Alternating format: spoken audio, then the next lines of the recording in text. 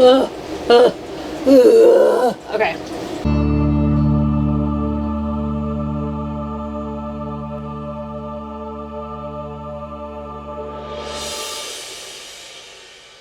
Hey guys, and welcome back to my channel. I am Britt, and if you haven't subscribed yet, you probably should, because I talk about geeky things. And today, we're going to talk about Power Rangers, because we've been talking about Power Rangers literally all week. All 3 videos this week had to do with Power Rangers, and I'm okay with that. I promise, this is not becoming a Power Ranger channel. This is simply just becoming more about Power Rangers than it used to be. So a while back, I did my favorite lackey villains, and now we're going to do my favorite main villains. So the head honchos, the ones who beat up on the lackeys, the ones who did no work and sent their lackeys off to do all the work. So the ones who made the monsters, the ones who hired the monsters, the ones who just kept yelling at their people for not being able to destroy the Power Rangers. Number 10 on my list is actually kind of a surprise to myself, even. It honestly is. It's a surprise to myself, and that is Master Org. We all know that I'm not the biggest fan of Wild Force. I felt like just a lot of Wild Force was done poorly, and for some reason that just seems to be the running theme for all anniversary seasons. I'm just not a big fan of the anniversary seasons. It's my least favorite Disney season is Operation Overdrive. It's the only Disney season that I don't like at all. Anyway, let's just move on. So Master Org. I more or less just love Master Org's story. I really appreciated that particular fall from grace, kind of like the whole Mesogog story, the whole Frax story, just this whole I was at one point this good person with questionable values and became completely evil. I also just love how it was one of those stories where he was not redeemable in the end, and I don't know, I really liked Master Org's story. As much as I'm not a fan of Wild Force or a lot about Wild Force, some good things came out of it, like my ship for Eric and Taylor. Just saying. They are really cute together. But seriously, the Master Org story is probably one of my favorite stories for main villains, obviously, because he comes in at number 10. Number 9 on my list is Rita Repulsa, so the one who started it all. Our first evil lady to attack Earth and cause the Power Rangers to come into fruition. I really like Rita. I like Rita's whole arc. We're just gonna leave it at that, because those of you who have seen other seasons know what I'm talking about. Rita's whole arc. I really like Rita, I do. I like how funny she is in that first season with the headache thing, and it's fun because obviously she was played by a couple of different people over the course of the years. You know, please rest in peace.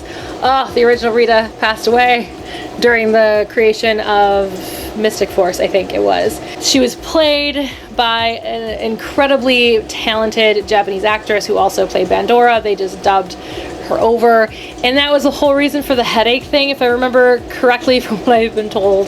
The headache thing was simply just trying to match lip flaps. It looked like she was saying that, but it was really funny because they used so few actual shots of Bandora and created Rita with very actually few shots. And then of course she comes back in the end of season 2 and does this magical thing with herself and makes her younger, turning her into a new Rita, a new actress playing her, an American actress playing her, still the same voice actor. So technically 3 very talented women played Rita Repulsa over the years.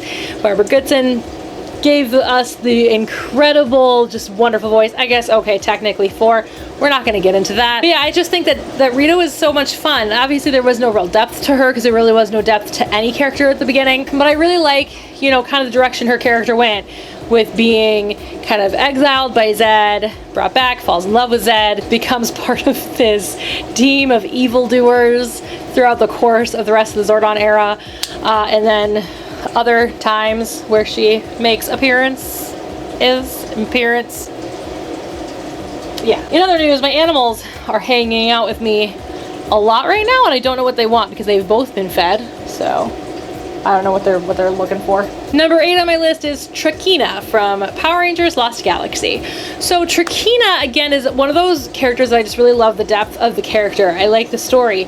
I like that she starts out as kind of this sort of evildoer. Really, she doesn't want, I mean, she's evil, don't get me wrong. Like, it's not like she's questioning herself and being whether or not she's evil, because she's not Nadira. But I do like the fact that she really doesn't want to become this all-powerful creature because she wants to stay beautiful. That her physical appearance is more important to her than power, which I thought was really interesting. And then, of course, push comes to shove and crap happens. Lost Galaxy, if you haven't seen it, why? Watch it. Come on. Just finish the Zordon era first because it kind of ties into the Zordon era names. Number 7 is an entire team of main bad guys, and that is the 10 Terrors in Power Rangers Mystic Force. So the 10 Terrors are the final kind of set of bad guys before we hit the Master in the last two episodes. Well, technically 3. He comes back in the 3rd to last episode, but still, the last 2 episodes where we really face the Master. But the 10 Terrors, I just thought was kind of an interesting dynamic of bad guys, because you had such a different array of bad guys. You had the ones that were endlessly following the Master. You had the ones that were a bit smarter and questioning some things. And you also had ones that were not really actually evil. But no, I really love the dynamic between all of the characters. And I loved kind of their way of deciding who got to attack the Rangers. I really liked what they put the Rangers through. I loved their entrance. Like when the dark magic befalls Briarwood and they all go outside and they see these like steps appear, and then all of them like just are there. And it's just the the introduction to the 10 Terrors is one of my favorite shots in all of Power Rangers, so I'm just gonna throw that out there. I am very excited to see Magi Ranger one day so I can see that actual story. Some of my favorite things in the entire world now that I am watching the Sentai is I keep watching Power Rangers and going, man, I want to see how the Sentai told this story, because I like the story in Power Rangers so much that I would love to see how this story is told in the Sentai. Yes, I'm very excited to eventually see Magi Ranger, but they haven't even announced Abba Ranger yet, so I'm getting antsy, guys. I'm on Ginga Man. Calm down. So for number 6, I wrote just the entire Machine Empire, which is a little odd because like that's like saying the entire team that Rita has. So I guess what I'm gonna say is Mondo, Machina, and Sprocket, because they're kind of the leaders of it. They are the Machine Empire, but I do like Zeo. And I know I only like Zeo because of the nostalgia, and I know I only like Zeo because I told the future and Jason came back as the Gold Ranger when I said he was going to, and I was crying for weeks and then stopped. But yeah, I really just genuinely do like, there isn't much depth to them, but I think it was actually after watching O Ranger and seeing how dark those characters got in O Ranger that really made me like appreciate them more now as an adult. But no, I really liked kind of the new dynamic that they brought to the show, because obviously before that we had Rita and Zed, we had Rita, then Zed, then Rita and Zed, so there really wasn't much dynamic change. But then once we introduced this entire new villain with entire new powers, I thought that changed the dynamic. And so I don't know, I really enjoy them kind of as they really put the Power Rangers through the ringer. I liked the dynamic that they created for the Power Rangers, and it just, I don't know, I enjoyed the Machine Empire. Okay, I'm sorry. Number 5 on my list is Imperious from Power Rangers Mystic Force. This is the one that I keep forgetting the name of. Apparently I remembered enough to write it down on my list, so I probably had to Google it. I just keep calling him Peacock Man. I also sometimes call him NBC, which is funny because Disney owns ABC, not NBC, but it's fine. But yeah, I tend to forget this guy's name. I remember his other name very well. He kind of falls into that same category of the Fall from Grace storyline, and I love the betrayal involved in it. I loved how they handled that.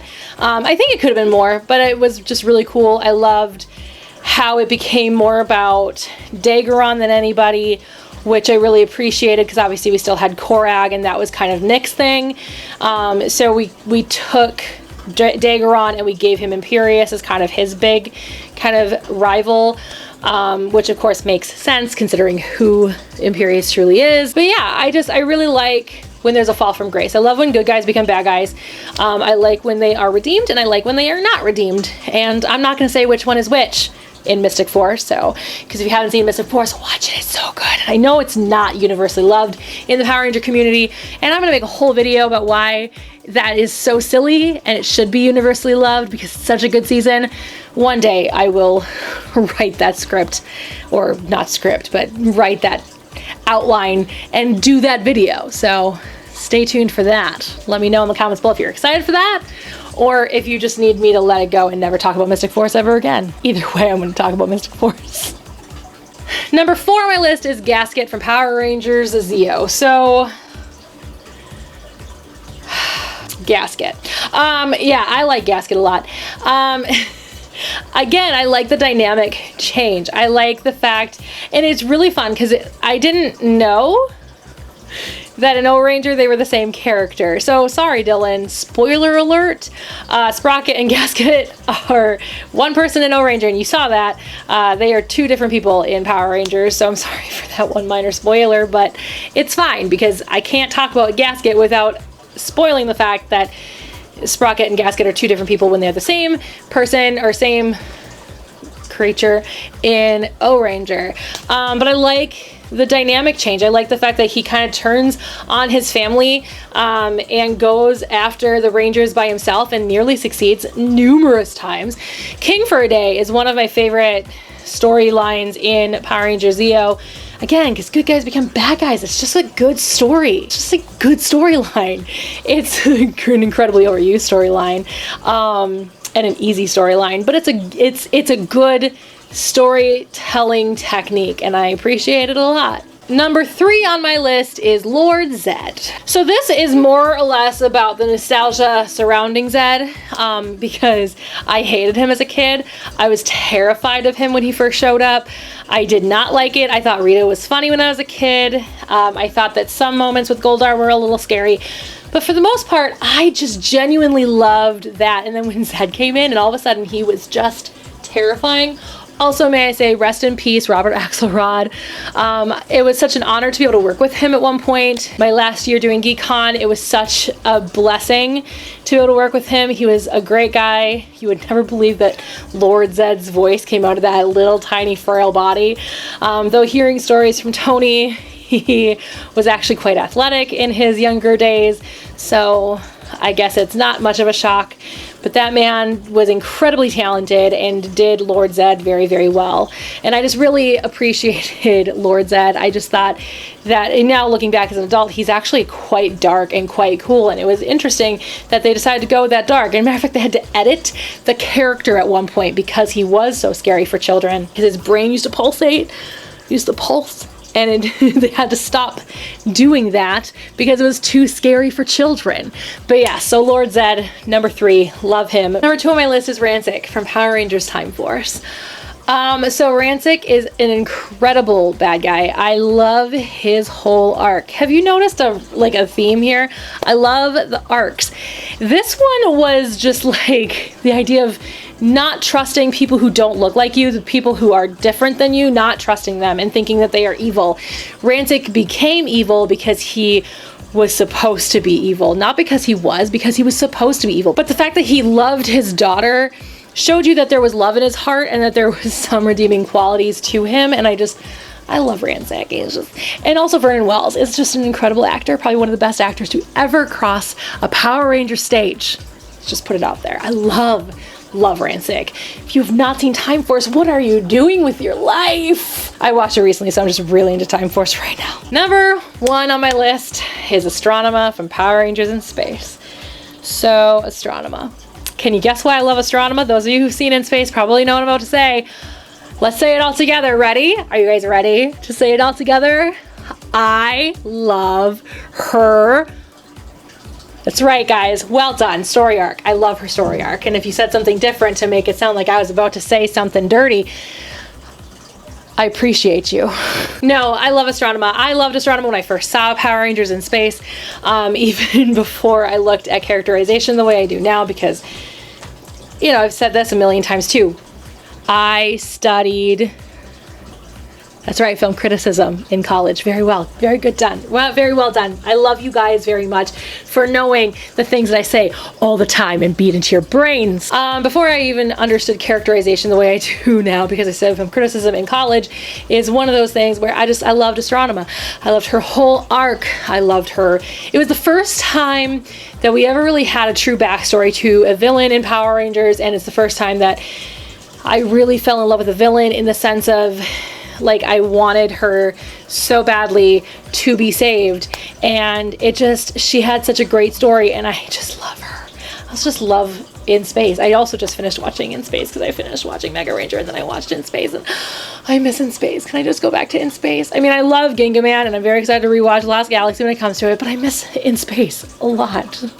I just really love Astronema. Melody Perkins, I think, was a very green actor at the time, and so I mean, obviously she could have delivered a lot of things very, very differently, but I think that she did very well for the level of actor she was at the time, and I really just appreciate everything that she has done. So there you guys have it, my top 10 favorite main villains in Power Rangers. Let me know in the comments below your top 10 favorite Power Ranger villains.